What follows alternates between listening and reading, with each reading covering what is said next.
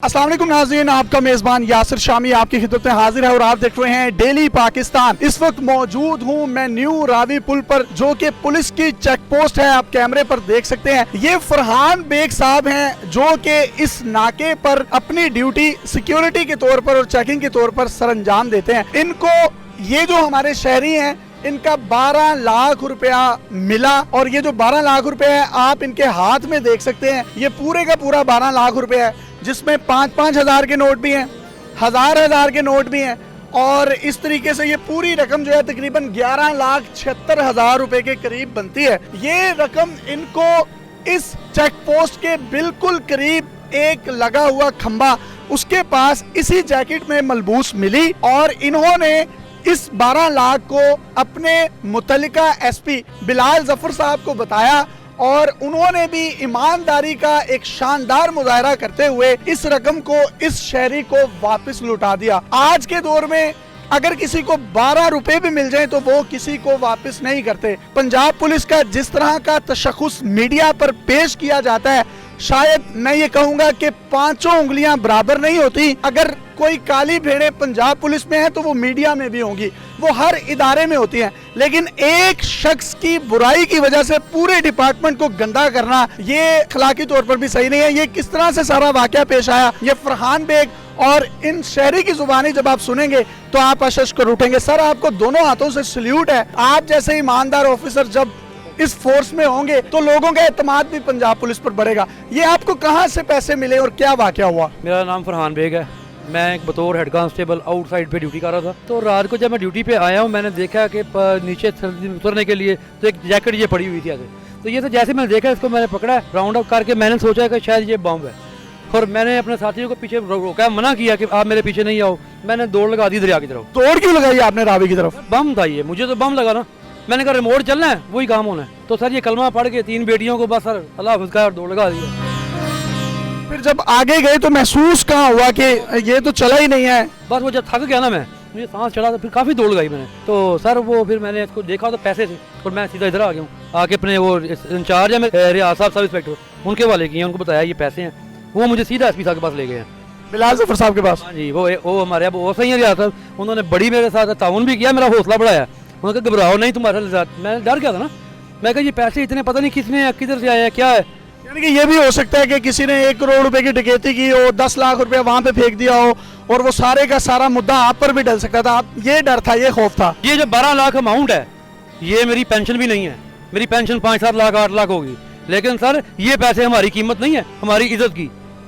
अगर इस वर्दी का तहफ़्फ़ुज़ करना, तकद्दुस करना तो प्लीज करके तो इसे वापस लें अमानत अपनी, कि हम ये इतने पैसे हमको पाँव की ठोकर पे लगते हैं करोड़ों रुपया।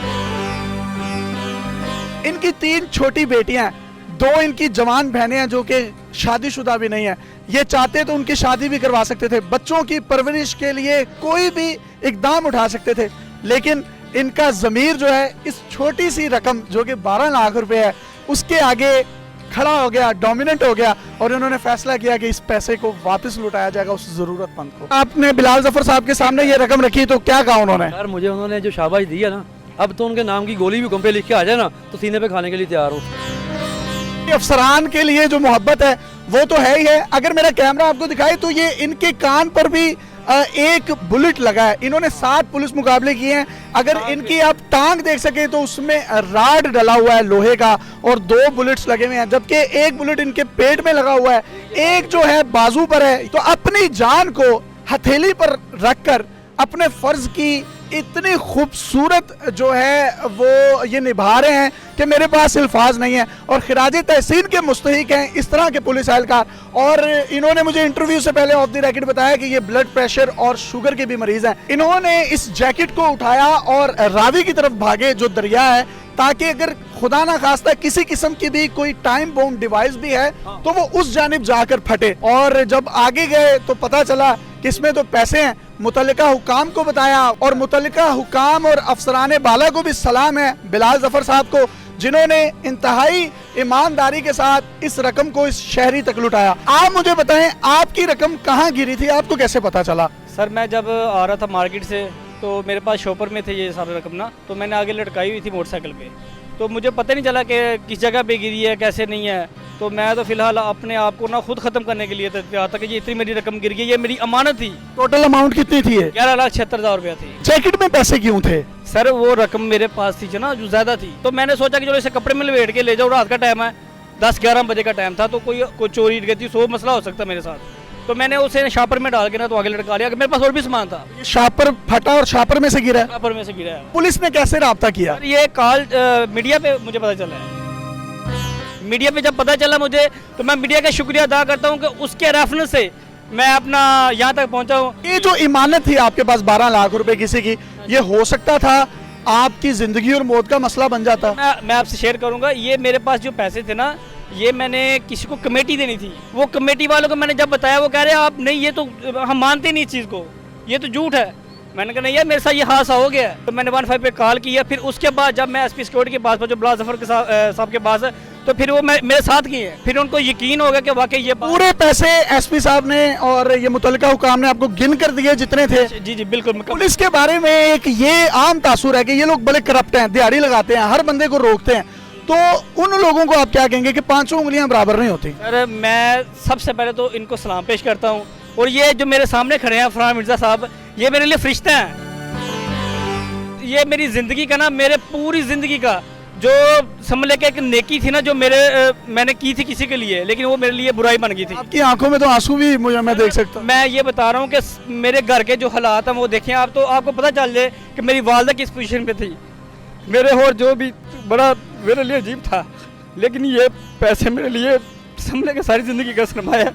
तो मैं इनका शुक्रिया अदा कैसे करूँ ये मुझे पता नहीं है।